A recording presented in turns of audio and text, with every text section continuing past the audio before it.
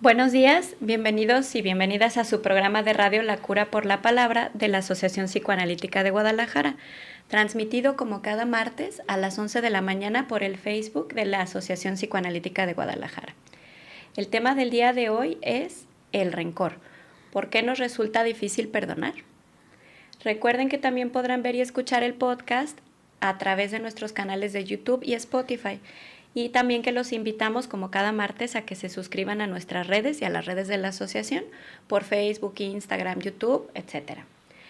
Muchas gracias por acompañarnos, como siempre es un placer tenerlos aquí. Y el día de hoy conducen Luisette González. Hola, ¿qué tal? Buenos días. Y su servidora Sandra Lara. Y agradecemos a nuestro querido Alan Belcedo que nos acompaña en controles como cada martes. Le damos la bienvenida también a nuestra querida invitada, la psicoanalista de la Asociación Psicoanalítica de Guadalajara, Micaela Hernández Abad. Bienvenida, Mica. ¿Qué tal? Buenos días, muchas gracias por la invitación. Muchas gracias a ti por estar acá. Y a los que nos escuchan, les recordamos que tenemos revista sorpresa para regalar como cada semana y que la dinámica es la siguiente. A partir del día de hoy hasta el domingo de esta semana, vamos a revisar este post para ver quiénes son los interesados en participar. Recuerden que para participar ponen en un comentario "quiero la revista" y el hashtag de La Cura por la Palabra. Y el siguiente martes vamos a realizar el sorteo de los que participaron para ver quién es el ganador de la revista. Y posteriormente les enviaremos un mensaje para indicarles cómo pueden pasar por su revista a las instalaciones de la asociación. Y esperamos que puedan participar. La semana pasada no tuvimos a ninguna persona interesada, pero esperamos que para la siguiente sí. Yo hice una pequeña introducción que voy a leer ahorita para ir empezando, ahora sí que agarrar un hilito para comenzar con este tema tan interesante y tan complejo. El programa del día de hoy me parece, además de interesante, es muy relevante, ya que hablar del rencor y el perdón seguro nos tocará a más de uno. Estos son afectos o pasiones que se despiertan en momentos donde nos sentimos agraviados, ofendidos o dañados de alguna manera significativa, por otro significativo o no. Son situaciones que nos ponen en un conflicto respecto al sentir y respecto al agresor, donde las posiciones víctima, culpable y juez se movilizan junto con afectos como culpa, remordimiento, dolor, odio, deseo de venganza o compensación, deseo de reparación, sensación de pérdida y duelo. Todos estos factores que jugarán en este conflicto, que nos sitúa, de acuerdo al psicoanalista Luis Canciper, en un proceso de aceptación, resignación y duelo, para abrir espacio a la reparación, sobre todo interna. Ahora me gustaría pensar durante esta hora con ustedes, quienes nos escuchan, y nuestra querida invitada, las preguntas que hicieron surgir este programa. ¿Por qué cuesta tanto perdonar? ¿Y por qué algunos pueden perdonar y otros se construyen mediante el rencor? Por donde tú quieras comenzar, Mica, y muchas gracias por estar aquí con nosotros. Pues muchas gracias a ustedes. Y bueno, como estábamos comentando hace ratito, este tema es un tema muy interesante, es un tema muy vasto, muy amplio, que se puede, pues, digamos, abordar desde muchos lugares, ¿no?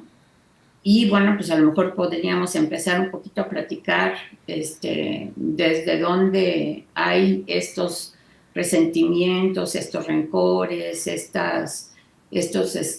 digamos, deseos de venganza, ¿no? Y no sé, yo estaba pensando que desde, digamos, la Biblia, ¿no? Cuando nos hablan de Caín y Abel, estos dos hermanos, ¿no?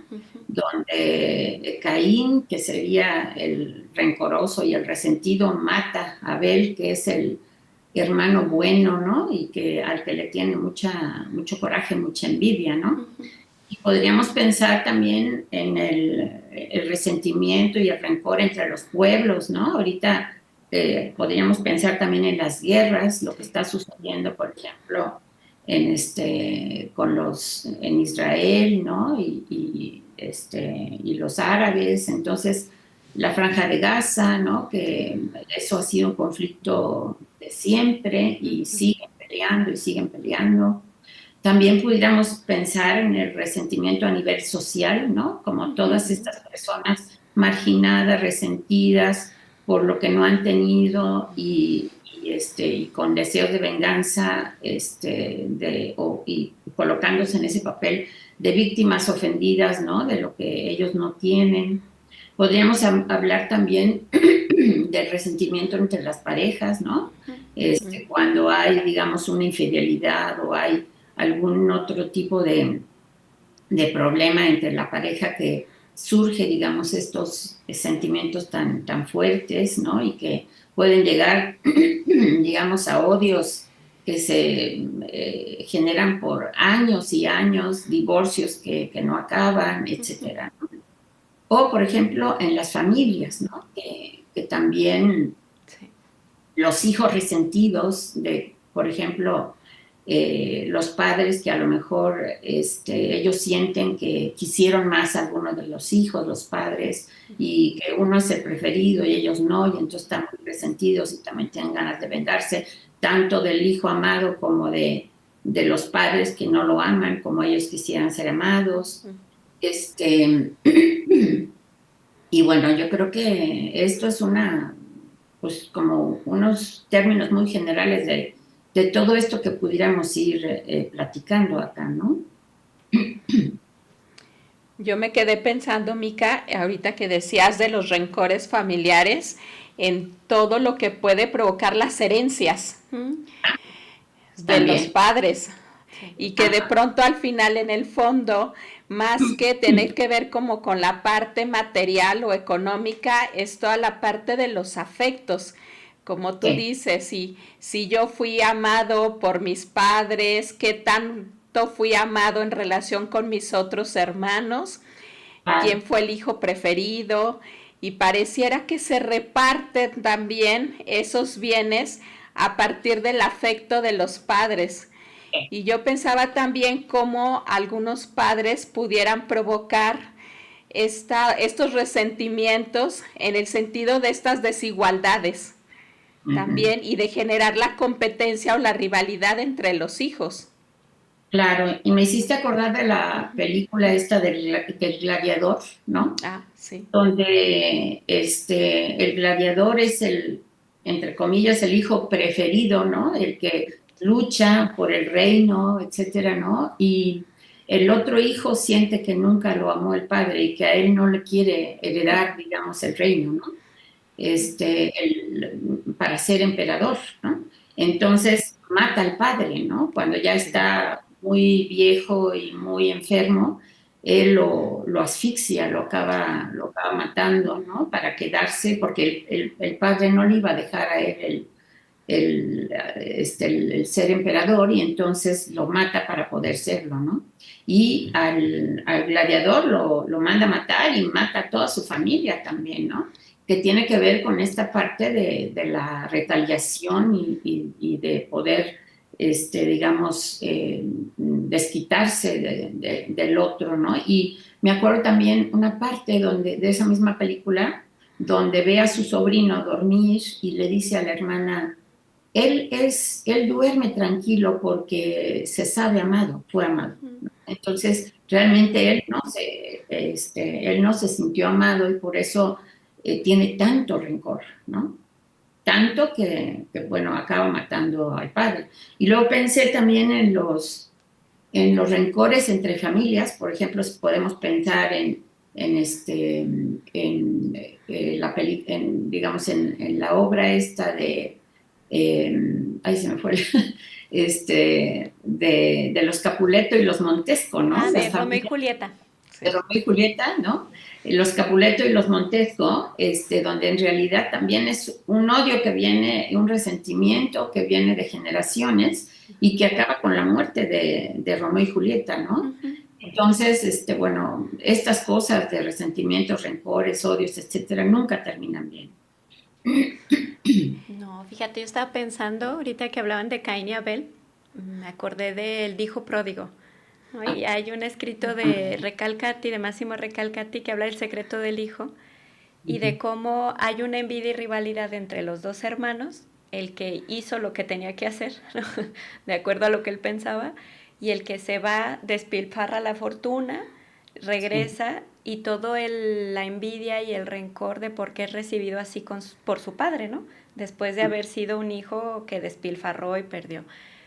Y de lo que va hablando, yo pensaba es el odio y el rencor y heridas y el perdón desde dos lugares, ¿no? Desde este hijo que tiene que perdonar a su padre por querer a su hermano y no ser él el único, por así decirlo, una herida narcisista, y desde este padre que perdona al hijo por una herida narcisista de no ser el hijo que él hubiera querido. Y que acaba hablando de todo esto y de todo el trabajo que requiere en las relaciones, en el complejo de Edipo, tanto en los hermanos como de los hijos a los padres y de los padres a los hijos, que el amor sea lo que prevalece, para que cada uno pueda hacer su vida y salir a la exogamia. Claro. Lo pensaba porque la relación de este padre con el hijo pródigo, ¿no? Lo que va hablando acá es que se restablece, se vuelven a encontrar, ¿no? Y que puede seguir su vida uno y el otro. Pero también que el otro hijo se queda atrapado y con mucho rencor por quedarse atrapado. Y que son, yo pensaba, situaciones de salidas muy difíciles cuando está el odio y el rencor tan marcado, porque nada puede compensar una herida interna, ¿no? De falta de amor, de falta de que me den algo que yo necesitaba, y donde la medida pues es tan subjetiva que lo va a compensar.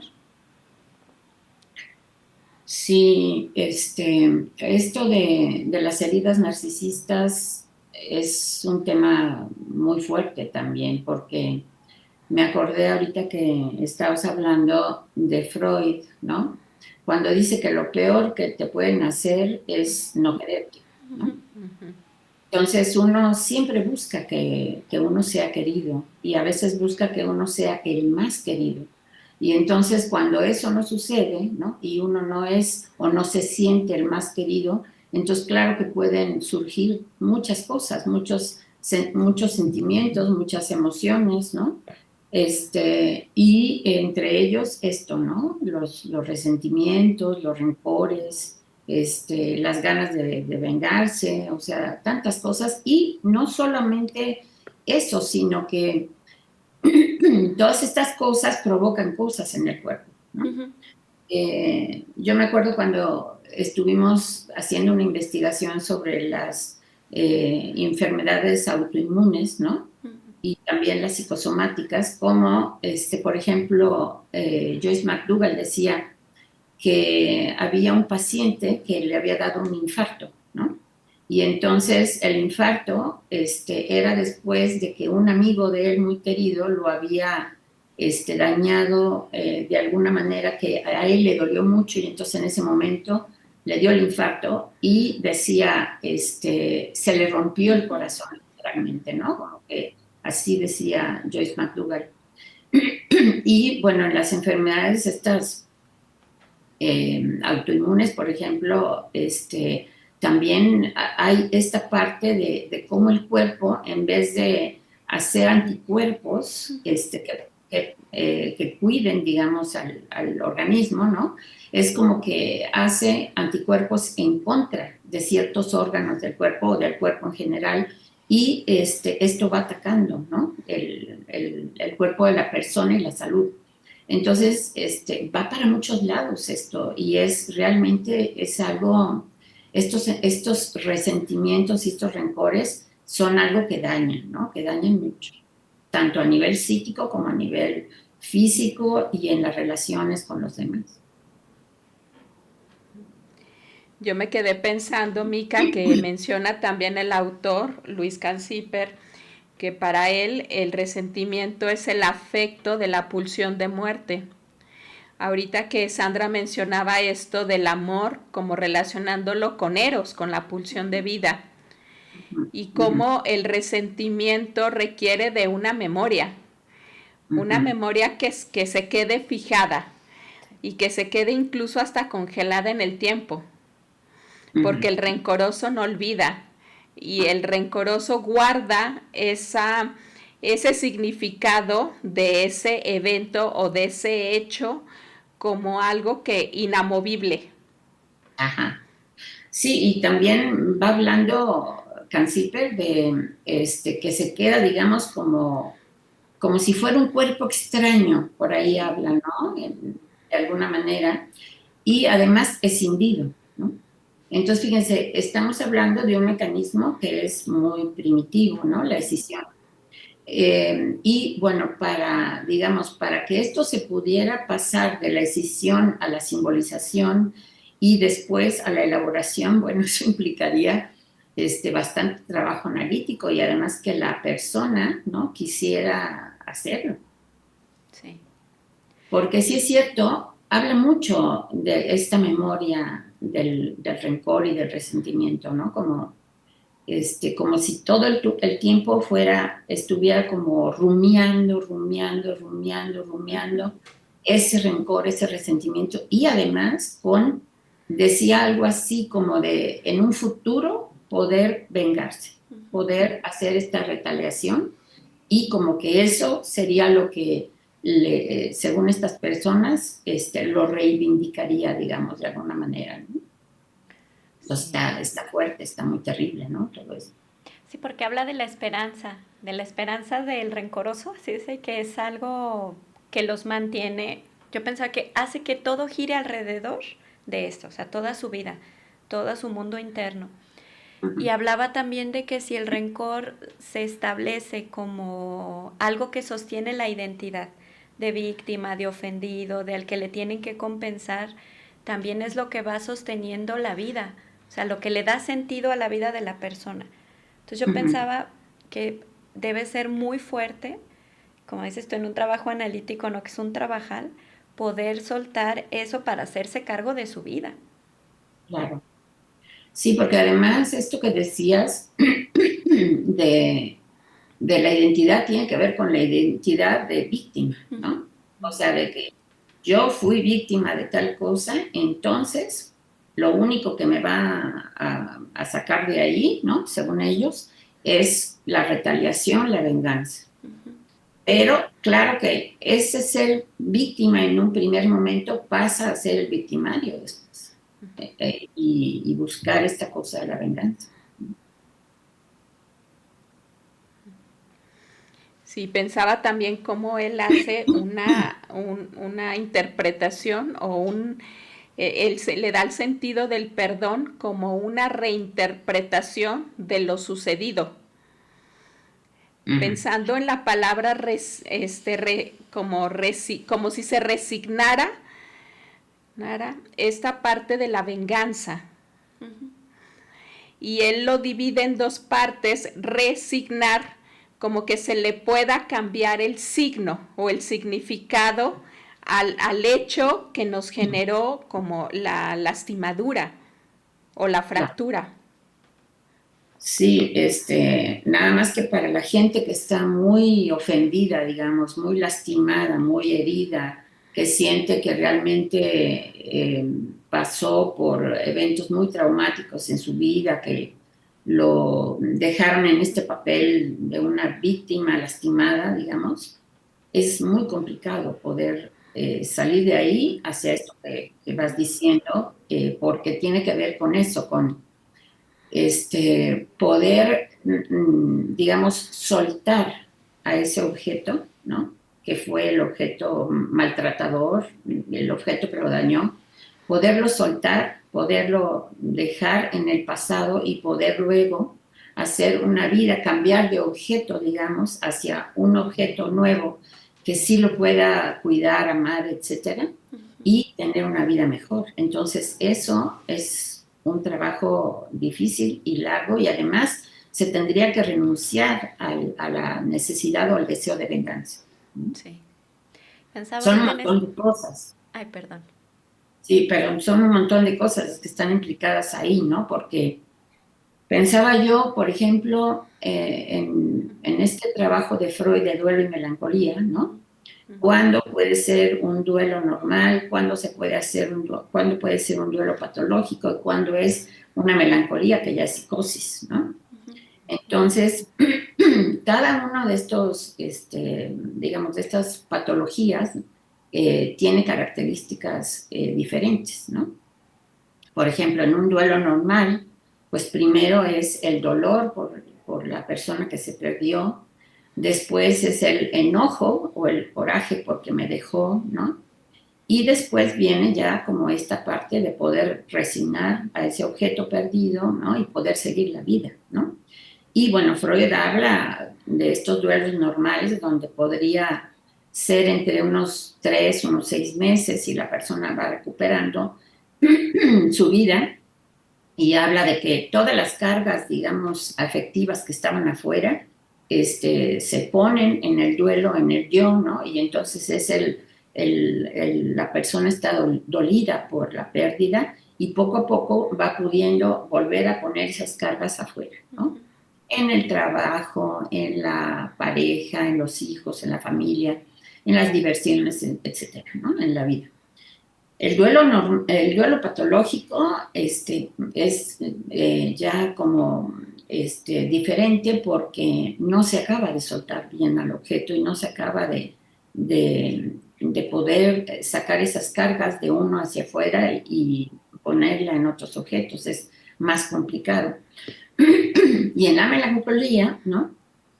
Que ya es psicosis, es eso que decía Freud de la identificación con el objeto que digamos que lo abandonó o lo dañó, ¿no? A la persona que tiene la melancolía, y es esa identificación con ese objeto, se convierte en ese objeto y se martiriza junto con él, ¿no?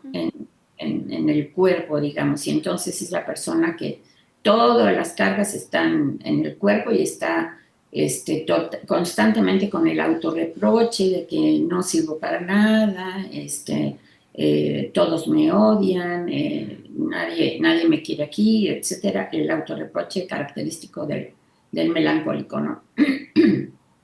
Y si pensamos ya en todo esto del resentimiento y del rencor, acá viene esta parte que habla Franz Zipper de lo escindido, ¿no? Y como de esa parte que está en la memoria, en esa memoria de recuerdo de lo que me hicieron, ¿no? Y constantemente está como rumiando eso. Y en ese rumiar también hay un montón de fantasías de venganza, vengativas, ¿no? Y está, digamos, de esa manera descargando, o también habla de que a veces se descarga en el cuerpo. Habla de un chiquito de 13 años que había sido, que lo habían abandonado sus padres biológicos y luego lo adoptan otros papás. Y entonces él tiene muchísimos problemas en la escuela y con los demás compañeros, ataca a todo el mundo, ¿no? Y en realidad, por lo que está enojado es porque lo abandonaron los padres biológicos, y que él está lleno de odio y lleno de fantasías de venganza, ¿no? Hacia sus papás. Sí. Que es que ahí lo triste es, como dices, que no puede tomar lo nuevo, ¿no? Como no resigna esos objetos en la cabeza, en la fantasía, no puede aprovechar el presente, que es también de lo que va hablando Franz Zipper, que está todo tan puesto en el pasado, en la fantasía, en la posición de víctima, que se cuarta la posibilidad de vivir en el presente y de tener un futuro lindo. Así es, porque lo repite muchas veces, que el futuro para estos resentidos es la retaliación y la venganza. Entonces, ¿no? Como que eso está difícil, ¿no? Está complicado que se quieran mover de ahí. Sí.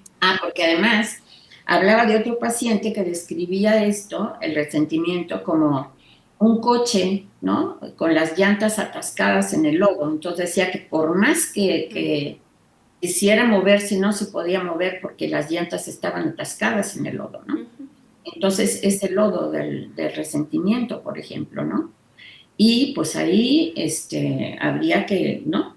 Como si pensamos en el coche, se tendría que, por varios, cargar ese coche, ¿no? Para moverlo de ahí y que pudiera tener una salida hacia otro lado, ¿no? Y acá también yo digo que el trabajo del analista es un poco desatascar eso atascado, ¿no? Para poder moverse hacia otro lado, hacia otros objetos diferentes, etcétera, ¿no?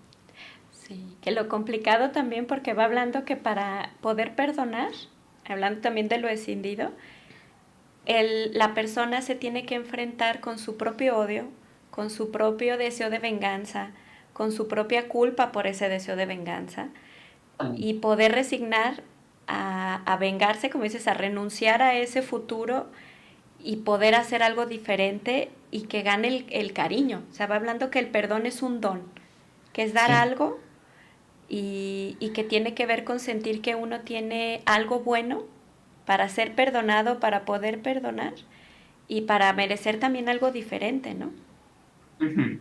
Y que mientras más resentimiento hay, estas partes buenas también se van apagando. Claro. Sí, Freud siempre dijo que primero era el odio, ¿no? Y después era el amor.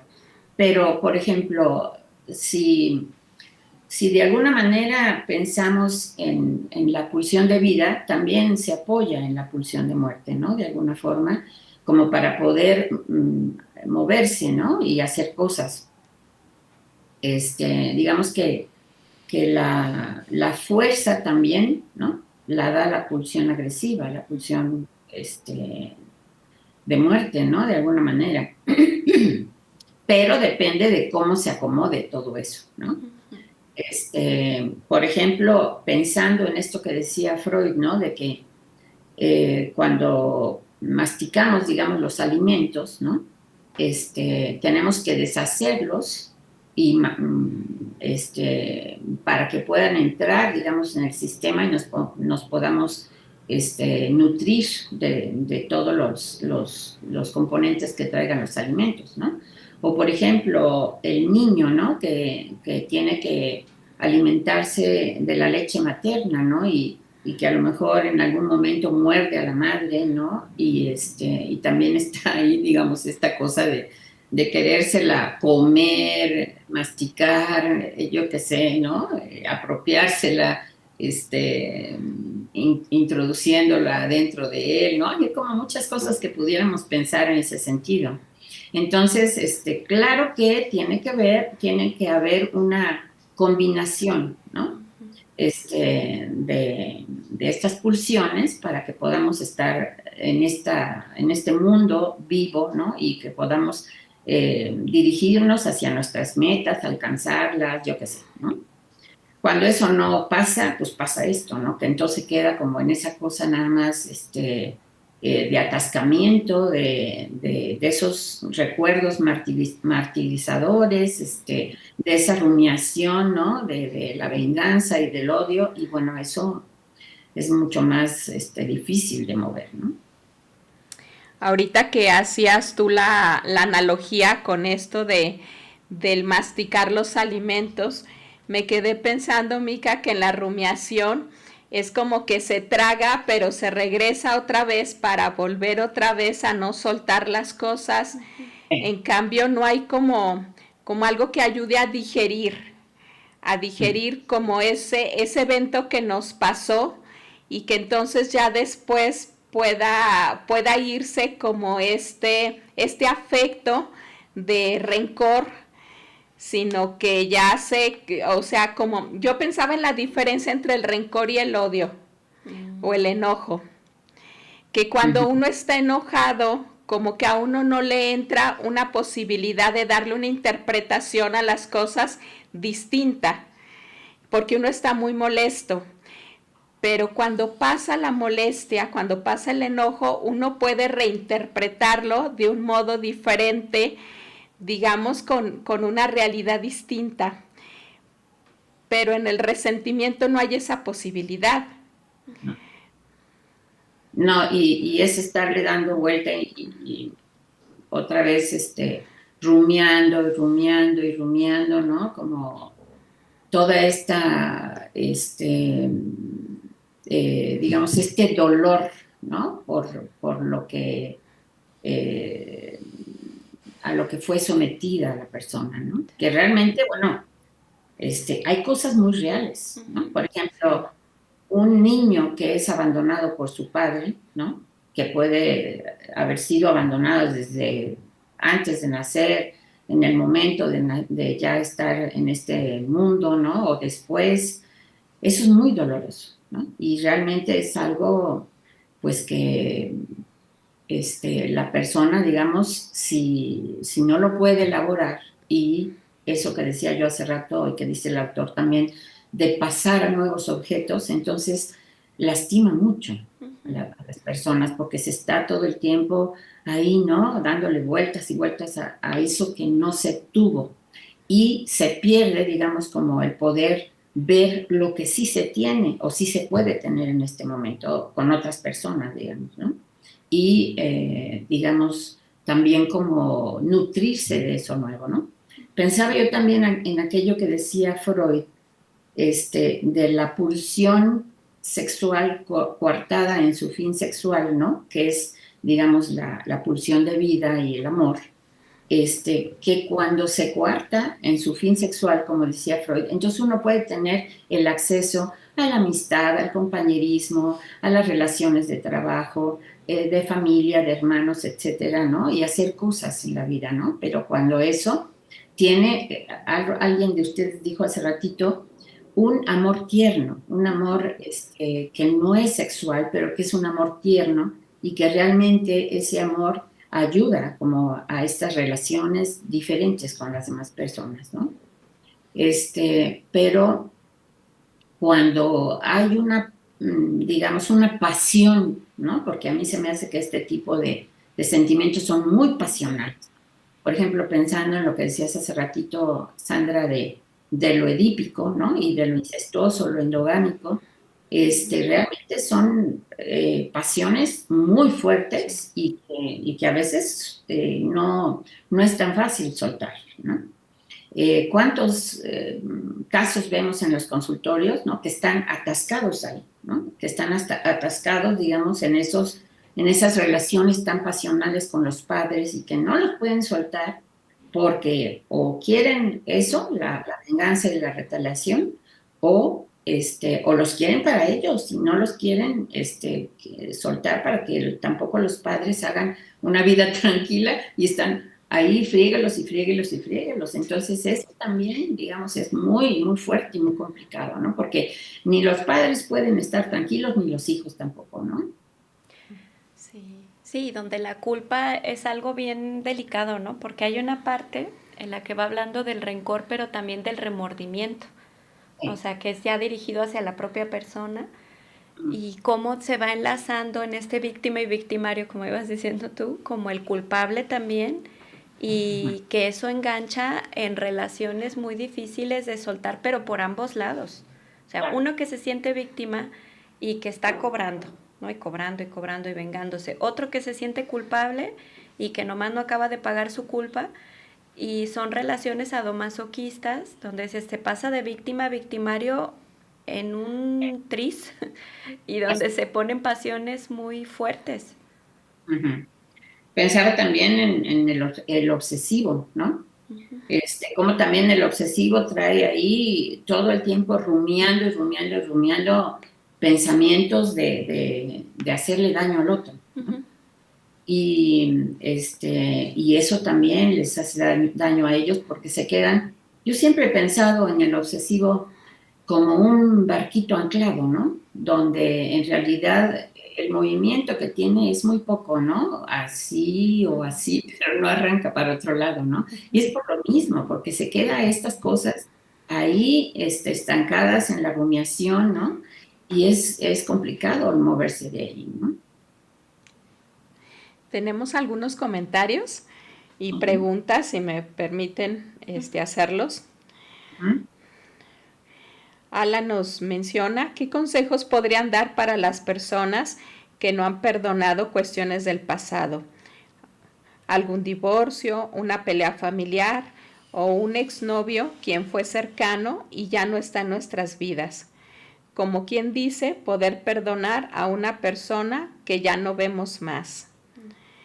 Sara Lisiaga nos dice, por ejemplo, una persona resentida puede alimentar para mal a otra resentida? Omar Alvarado nos dice, buenos días, gracias por su presentación y transmisión. ¿Cuál es el nombre del autor y la obra que mencionan? Y finalmente, José de Jesús Bartolo nos dice, ¿existe una relación entre el odio, rencor, resentimiento y el cáncer? Pues muy interesantes preguntas. Yo creo que vamos a ir una por una, ¿no? ¿Me repites la primera, por favor? Sí. Nos mencionan si podemos dar algunos consejos para las personas que no han perdonado cuestiones del pasado, divorcio, pelea familiar, un exnovio que ya no es cercano, que ya no está en nuestras vidas. O sea, ¿cómo perdonar a personas que ya no vemos más? Sí, es interesante y es difícil, porque en realidad yo hablaba hace ratito de que las personas que hacen daño a otros, en realidad, lastiman mucho. Entonces, hay que pensar en que realmente la persona sufrió, sufre y sigue sufriendo, digamos. Y por eso no puede perdonar, porque hay una lastimadura, hay, digamos, una herida narcisista, como veíamos al principio, hay pues sobre todo esto de pensar en que, por ejemplo, las personas que fueron abandonadas, ¿no? Y que de ahí partió la lastimadura, realmente es algo que duele mucho. Entonces, por ese dolor tan grande y por ese enojo que surge después ante eso, ¿no? Y los deseos de venganza, todo junto, ¿no? Es tan difícil, pero si pudiéramos dar un consejo, no sé cómo decía la persona que pregunta, a lo mejor yo les diría, claro, yo soy psicoanalista, ¿no? Y les diría, tomar un tratamiento de una psicoterapia, ¿no? Donde uno pueda hablar de esas cosas que uno sufrió. Uno pueda a lo mejor llorar, enojarse ahí, ¿no? Con su terapeuta y poder ir elaborando poco a poco eso para, como veíamos hace ratito, poder resignar a ese objeto, poderlo dejar ir, para poder luego poner nuestras cargas, ¿no? Afectivas en alguien más, ¿no? Eso pudiera ser, digamos, un ejemplo. Hay mucha gente que busca diferentes maneras. Hay gente, como decía Freud, hay gente que busca la religión, hay gente que busca, digamos, el ejercicio, el estudio, el deporte, algún otro tipo de actividad, el arte, ¿no? La ciencia. Entonces hay gente que busca diferentes maneras para ir hacia otro lado y poder irse sintiendo mejor. O a lo mejor, por ejemplo, hablar con alguien de todas estas cosas y poderlo ir elaborando, porque muchas veces son situaciones traumáticas, ¿no? Entonces, cuando uno puede hablar y volverlo a hablar y volverlo a hablar, a veces uno en la cabeza esas cosas uno las va a ir pensando de otra manera también y a lo mejor le busca una salida diferente, ¿no? Sí. Sara Lisiaga nos dice, ¿una persona resentida puede alimentar para mal a otra resentida? Yo pienso que sí. Por ejemplo, pensemos en Hitler, ¿no? Y acuérdense lo que hizo, ¿no? Él, con sus propios resentimientos, y dicen por ahí que la mamá de Hitler era de origen judío. Entonces, ¿qué tanto por ahí había odios, ¿no? Y resentimientos y después lo descargó de esa manera, ¿no? Matando tantas personas judías. Y hay otros casos que también pudiéramos pensar, ¿no? Y que, claro, como si pensamos en también este artículo muy interesante de Freud, de Psicología de las Masas, Análisis del Yo, ¿no? Donde va hablando Freud de que cuando estamos en una masa y vamos, digamos, compartiendo estas pasiones tan intensas, ¿no? podemos llegar a hacer cualquier cosa terrible, ¿no? Porque entonces ya no es yo, ya no soy yo nada más, sino ya está el poder de la masa, ¿no? Y la masa puede ser muy destructiva, ¿no?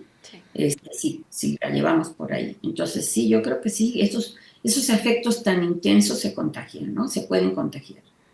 Porque además, como decía Freud, baja la inteligencia, se exacerban las pasiones, ¿no? Y sí, se puede llegar a cualquier cosa, ¿no? Y nos preguntaban cuál es el nombre del autor y la obra que estamos mencionando. Bueno, les voy a poner aquí este es el librito, ¿no? Que es muy interesante. Uh-huh. Es Resentimiento y Remordimiento, dice Estudio Psicoanalítico de Luis Canciper. Hay también un artículo, si lo buscan en Google, ¿no? Que es de la revista uruguaya de psicoanálisis y se llama Resentimiento, Memoria y Duelo de Luis Canciper. Si quieren luego, no sé si se pueda a lo mejor compartir, no sé en cómo. los comentarios. Ajá. Pero también es un artículo donde habla de algunas cosas que también habla en el libro, ¿no? Y habla de este pacientito, el que les comentaba, adolescente, ¿no? Que fue abandonado por sus padres biológicos. Fíjate, yo pensaba que ahorita con lo que va diciendo que si hay una herida real, ¿no? Que si Sí hay una ofensa, si hay un daño real, sí. Pero que el remordimiento lo que hace es echarle chilito a la herida y no dejar que sane y hasta que se infecte, ¿no? Exacto. Y que el duelo sería lo que ayudaría, hablando del dolor con el terapeuta o con alguien cariñoso, yo pensaba, que te ayude a ver lo mejor para ti, ¿no? Es a sanar para que sí puedas cerrar esa herida y aunque va a quedar una cicatriz y de repente va a doler, poder seguir con la vida. Así es. Ahorita también me acordé de esta película de Mente Brillante o Mente que Brilla, ¿no? Con Robin Williams, ¿no? Que la hace ahí del terapeuta de este chico que fue muy lastimado cuando fue chiquito, ¿no? Y hay una escena casi al final donde le dice, no es tu culpa. Uh-huh. No es tu culpa, y se lo repite como varias veces, ¿no? Uh-huh. Y el otro al principio, el paciente se defiende, pero después acaba aceptando lo que le están diciendo, ¿no? Y se abrazan el terapeuta y el paciente, y él puede llorar por eso, porque realmente había sido un chico muy lastimado por el padre, ¿no?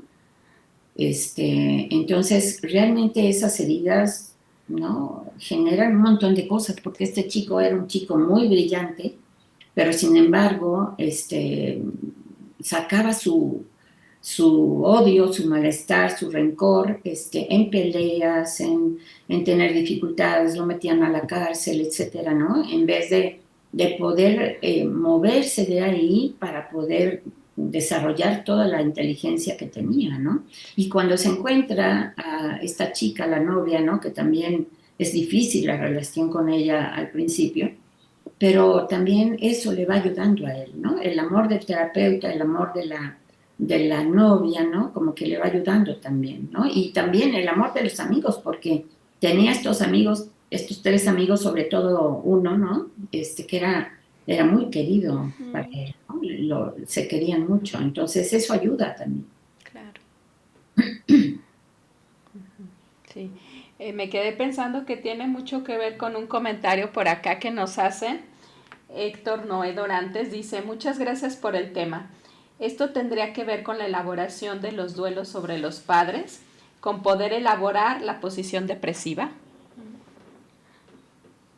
Pues sí, pero va más allá, porque no es nada más el duelo y la situación depresiva, sino acá ya estamos hablando de resentimiento y de rencor, que eso ya es mucho más fuerte, ¿no? Y de un daño, entonces, ¿no, Mica? ¿Perdón? Y de un daño, o sea, que sí hubo un daño. Exacto.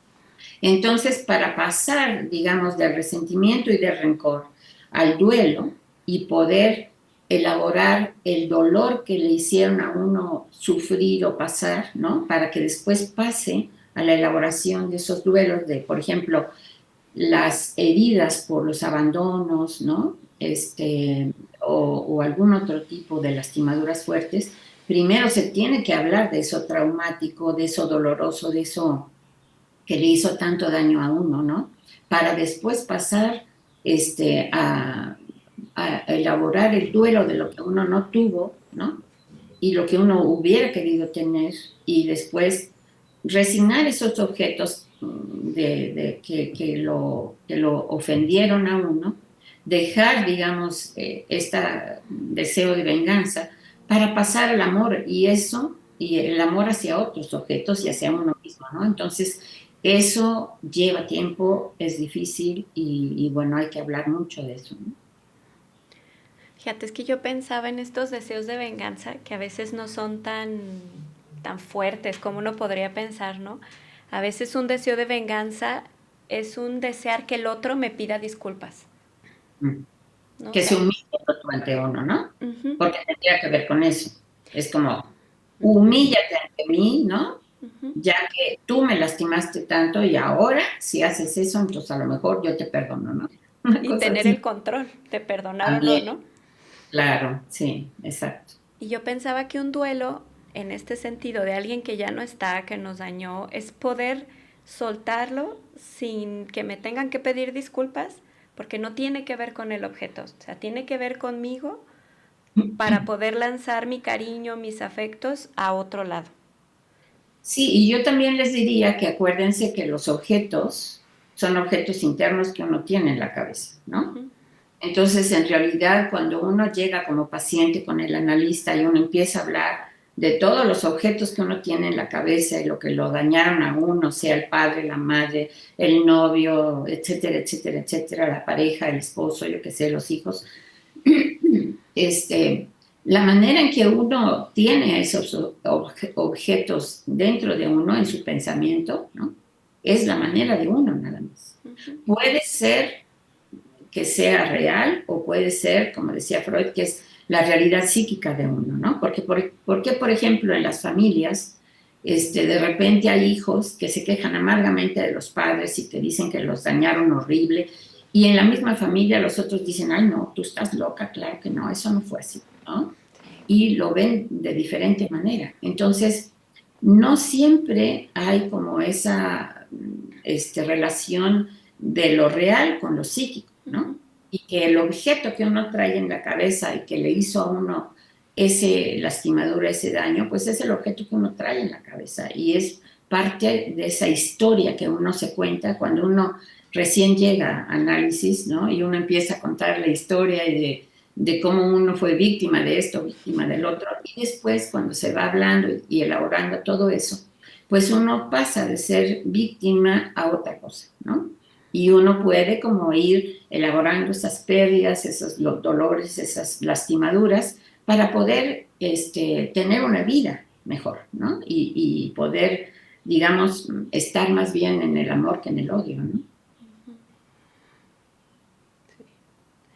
Y me quedé pensando hace ratito que mencionabas, Mica, cómo el rencor y el resentimiento se quedan en lo somático, con esta pregunta que nos dice José de Jesús, que dice, ¿existe una relación entre el odio, rencor, resentimiento y el cáncer?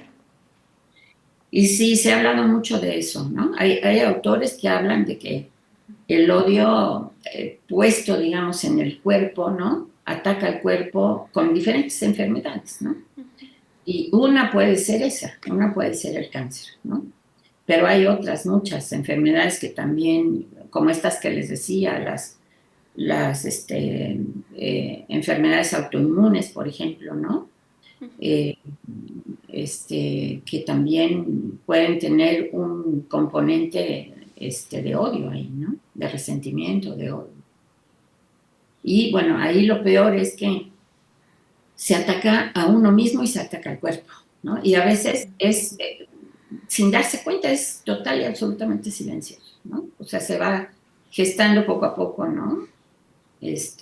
hasta que suceden cosas. Fíjate, Y pensaba yo en sí, esto del... Ay, perdón.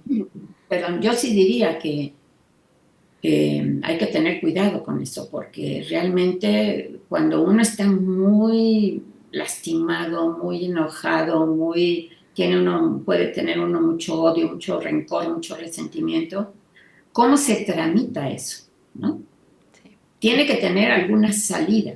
Entonces, una salida puede ser hacia afuera con la venganza, haciéndole cosas a otros, ¿no? Daño a otros, pero también puede ser una salida hacia el cuerpo, ¿no? Hacia adentro y dañarse uno, ¿no? O sea, hay diferentes formas de sacar todo eso que uno trae en lo psíquico, ¿no? En la memoria, en el pensamiento, ¿no? En esta rumiación de todas estas cosas que uno sufre, etcétera, ¿no? Sí. Sí, yo pensaba que otra manera también es no salirse de este lugar de, pues ahora sí que de estar en menos, ¿no? De como esta película de la que vas hablando de Mente Brillante, que este chico también no podía, ahora sí que explotar su potencial porque hacía cosas destructivas. O sea, construía con una mano y con la otra destruía, ¿no? Y por un lado era por la culpa, pero pensaba también en ocasiones donde que no me vaya bien a mí es algo que le echa leña al fuego a todo el daño que me hicieron, que mira lo mal que estoy. Ujú, Y ujú, es algo también muy destructivo. claro. Porque si uno está todo el tiempo contándose esa misma historia de mira cómo me hicieron, mira lo que me hicieron, mira como que yo soy la víctima, y uno está todo el tiempo instalado en ese lugar, qué difícil vida también, ¿no? Sí. Qué difícil estar instalado ahí. Es muy, muy difícil y muy complicado y qué disfruta uno estando así, ¿no? Y me llama la atención cómo menciona reiteradamente en sus escritos el autor Luis Canciper, cómo cuando estamos frente a un resentimiento, a un rencor, es así como algo urgente poder aplacarlo rápidamente, decía, porque es como un incendio que puede provocar guerras. Y me quedé pensando en esta película precisamente que tú mencionabas del gladiador, de cómo antes de matar al padre, él le susurra al oído al padre, si tan solo tú me hubieras amado. Eso, eso. Y yo sí creo que lo peor que le pueden hacer a uno es no amar, o uno no amar al otro. Eso yo creo que es lo peor que te pueden hacer. Y es como lo que provoca más dolor, ¿no? Que, ¿por qué no me quiso? ¿Por qué me abandonó? ¿Por qué me dejó? ¿Por qué no luchó por mí? Por tantas cosas que uno escucha en el consultorio, ¿no? De la gente que está muy dolida por eso, que además es un dolor real, o sea, un dolor por una pérdida, por abandono, ¿no? Es un dolor muy grande. Sí, Y el pensar de que, ¿por qué me dejó y por qué no me quiso? ¿No? Es horrible, en realidad es horrible. sí. Sí, que puede alimentar la sensación de es porque algo malo tengo, ¿no? Y se vuelve más difícil poder perdonar porque va hablando que se necesita sentir que uno tiene algo bueno de donde surja el perdón. Sí, me acordé otra vez del gladiador porque él dice algo así como, yo no fui el que tú querías, padre. Tú querías esto, lo otro, lo otro, lo otro, y yo no tuve nada de eso, por eso no me quisiste. Pero yo tengo esto, ¿no? Le dice otras cosas que a lo mejor tú no valoras, pero que yo sí las tengo. Pero esas otras cosas que él valoraba tenían que ver más con el odio que con el amor, ¿no? Exacto. Oigan, se nos fue rapidísimo el programa. Sí, ¿verdad? Sí, voy a dar unos Es muy últimos anuncios. interesante. Sí, da para Sí, más programas. sí, sí, qué lindo. Voy a dar unos últimos anuncios, pero para que vayan pensando con qué les gustaría cerrar. Ujú. Bueno, les informamos, como cada martes, que en la clínica José Sayago, que tenemos aquí en la Asociación Psicoanalítica de Guadalajara, se encuentra ubicada en Paseo de la Arboleda 632, en Jardines del Bosque, y que contamos con trabajo en línea y presencial. Recuerden también si en algo o en alguna herida o en algo de lo que fuimos hablando hoy se identifican, pues que también es un lugar al que pueden acudir para tener un tratamiento psicoanalítico con costos accesibles Y también recordarles que en estos momentos se están dando 4 sesiones gratuitas a todas aquellas personas que necesiten de manera urgente el apoyo. Solo que para obtener este beneficio tienen que decir que lo escucharon en el podcast de La Cura por la Palabra. Si requieren este servicio, pueden comunicarse a nuestros teléfonos o mandar un inbox a la página de Facebook de la clínica, que también hay, o de la asociación. También recordarles que tenemos 2 apoyos, uno para la situación en Culiacán, que pues sigue ahí con mucha guerra, muchas cosas violentas y fuertes, que es apoyo para las personas que viven allá y que se encuentren pues con angustia, con ansiedad por la situación. Y también recuerden que en ese caso se pueden comunicar para saber más sobre cómo es el beneficio. También recordarles que todavía se están ofreciendo las primeras 8 sesiones gratuitas de un tratamiento de 6 meses para las personas afectadas por el huracán Otis o a familiares que aún tengan pues a familias desaparecidas o que hayan sido afectados de alguna manera por esta situación climática que ha estado sucediendo. Y nuevamente recuerden que para saber más sobre este beneficio o para solicitarlo, pueden ver en la página de Facebook un poquito más sobre cómo solicitarlo o comunicarse a nuestros teléfonos. Bueno, también recordarles que pueden visitar nuestra página de Facebook, también de la asociación, donde se enterarán de los eventos que tenemos día a día y también de los programas, comunicarnos sus dudas, algunas solicitudes de temas que les gustaría que abordáramos aquí. Y nuevamente que pueden visitar nuestras redes para ver algún programa anterior y poder seguir. También recordarles que tenemos todas las revistas de la asociación a la venta con un precio de 200 pesos cada una. No pierdan la oportunidad, ya que tiene artículos muy interesantes y actuales que están recopilados en estas revistas. Así como que tenemos 5 libros a la venta. Locura, enfoque multidisciplinario, la mujer desde la antigüedad hasta nuestros días, nuevos paradigmas de la mujer, psicoanálisis latinoamericano en tiempos de pandemia. Estos 4 fueron compilados por nuestra querida Olga Varela y tienen un costo de 150 pesos. Y finalmente el 5º libro, Psicoanálisis, Ética y Poética de una Profesión, de la autoría de nuestra querida Olga Varela, tiene un costo de 300 pesos. Si quieren adquirir alguna revista o alguno de los libros, pueden comunicarse a nuestros teléfonos en la asociación para ver la manera de poderlos adquirir. Y bueno, ¿con qué les gustaría cerrar? Yo quisiera hablar un poquito del amor, ¿no? Uh-huh. Hay también en uno de los escritos sociales de Freud, habla de este amor que se dice en la religión católica, ama a tu prójimo como a ti mismo, ¿no? Y como Freud va diciendo que es difícil eso, ¿no? Y que esto de que si te dan una cachetada en una mejilla pongas la otra, ¿no? Que es muy difícil eso. Entonces, ¿cómo pudiéramos amar al que nos lastima? ¿No? ¿Cómo podemos amar al que nos ofende? ¿Cómo podemos amar al que nos abandona? ¿Cómo podemos amar a esa persona que nos hizo tanto daño? Es difícil, ¿no? Uh-huh. Y además es difícil porque, como les decía hace rato, esos objetos internos que están en nuestra mente, en nuestra cabeza, en nuestra realidad psíquica, son también nada más de uno, ¿no? Claro que tienen siempre que ver con algo real, pero también tienen que ver con algo de uno, ¿no? Entonces es difícil. Y yo creo que, bueno, yo siempre pienso, ¿no? Que cuando escucho historias de este tipo en mi consultorio, que a la hora de ir hablando de esto y irlo elaborando, ¿no? Se puede ir disminuyendo, ¿no? Todo este dolor un poco, el trauma, digamos, el resentimiento, se puede ir poco a poco disminuyendo y a lo mejor buscar si hubo algo bueno dentro de eso que pasó, ¿no? Yo siempre soy de la idea de que, ok, puede haber mucho malo, pero también puede haber algo bueno. Y que si uno rescata eso bueno que a lo mejor hubo, ¿no? En lo que sucedió, a lo mejor puede uno salir hacia el amor, ¿no? Hacia la vida, hacia otro tipo de objetos, etcétera, ¿no? Sí, y yo me quedé pensando que algo que se estuvo mencionando durante el programa es que la importancia de poder elaborar el rencor y el resentimiento es precisamente que estos afectos nos dejan coagulados, nos dejan atascados y que no avancemos a otras cosas.